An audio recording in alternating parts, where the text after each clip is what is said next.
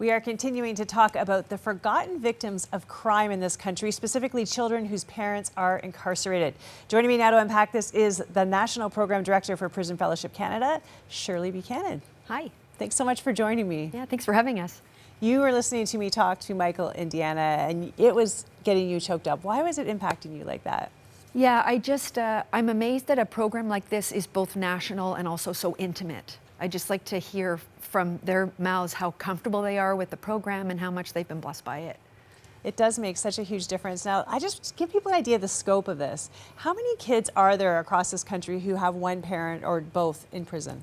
So there's roughly 357,000 kids affected by incarcerated parents in Canada each year. Wow. And our program is touching over 3,000 of them. So there's lots of opportunity for this program to go much further. So you can help a lot more if the resources were there. Definitely. So tell me a little bit about how these kids are impacted by their parent being in prison in general. Like, we just talked to two very healthy young kids who had a great attitude around it all, but that's not always the case, is it? Yeah, so kids can, they could be coming from broken relationships, financial issues, turbulence in the home. They may experience a misplaced sense of shame or guilt. And also they're just missing their parent. And it's really healthy for kids to be connected to a parent, even parents in prison and jail. Yeah, and healthy for that parent in prison as well. Being connected to their kids gives them a reason to reform, in a sense, right? A motivation. Definitely. So tell me a little bit about what this program does, Angel Tree. Yeah, so the way that the program works is we supply institutions with applications, and the prisoners will complete the application. They have the chance to write a wish list of the kind of gifts they think that their child would want, and then they write out gift tags in their own handwriting. So they can send a message through the gift directly to their kids. And then the chaplains and program staff at the institutions work overtime to clear the applications, make sure there's no contact orders, and then we get the applications at Prison Fellowship. So from that point, we do a fairly complicated national matchup where we match up generous sponsors of the program to kids that are living hopefully in their neighborhoods. And then those sponsors they spend up to $35 on a gift. They choose the gift that they think the child will want based on the wish list, and then they wrap the gift and then they deliver it with the permission of the caregiver who's looking after the child.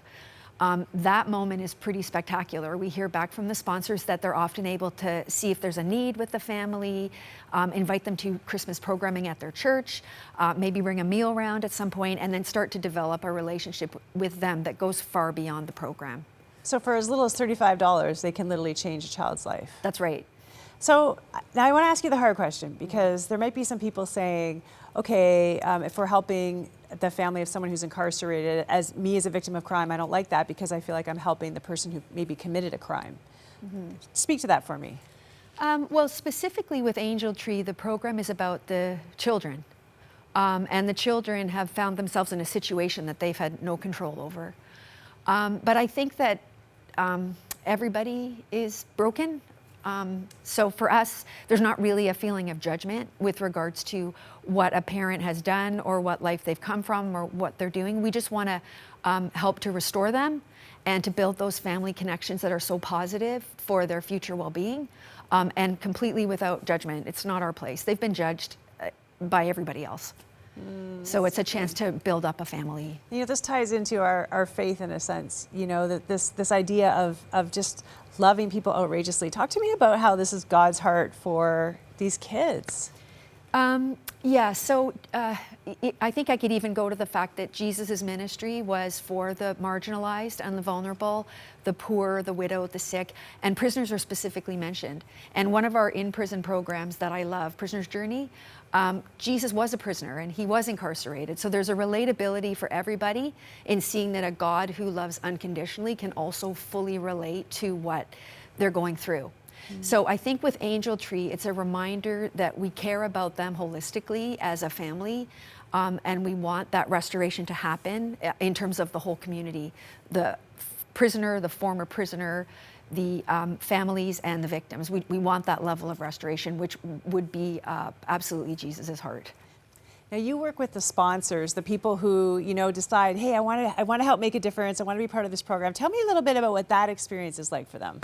Yeah, the experience is great. Now, if we do our jobs properly and the matchups work in our favor, then a sponsor could conceivably have a family down the street from where they live or from where the church is. So one of our new sponsors in the GTA, this past program, they were able to do that, and they walked down the street and they met with the grandmother who was the caregiver for the children whose parent was incarcerated. And she said, you look familiar. And they realized that the children had gone to a program at the school that the church was actually running. So they right away had that connection, and then they invited her and the kids back to the church for one of the kids' programs.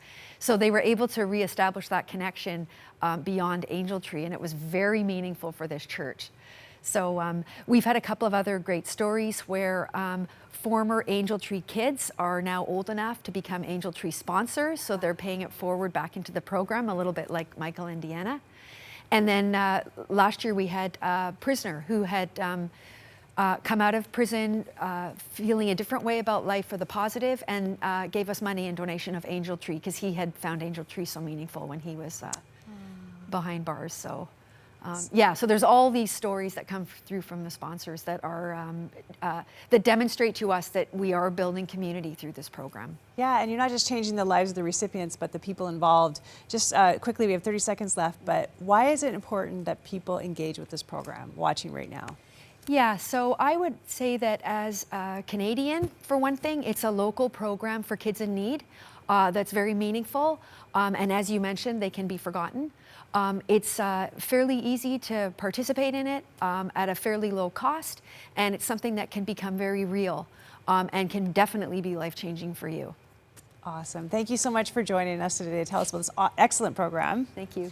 So if you're watching this today and you're like, yeah, this is something I could do, $35, it's hardly anything for most of us today. We might spend that on coffee in a month, and we can make a child's Christmas special this year. Some of you I know can maybe adopt an entire family of kids. If you want more information, you can go to prisonfellowship.ca or call 1-844-618-5867. Let's just work together and see what we can do to make a difference across this country. Thank you so much. We'll be right back. Hey, YouTube fans, we're adding news stories just like the one you're watching right now every single day. Wow, so if you haven't already, just take a moment, just a second, and hit that subscribe button.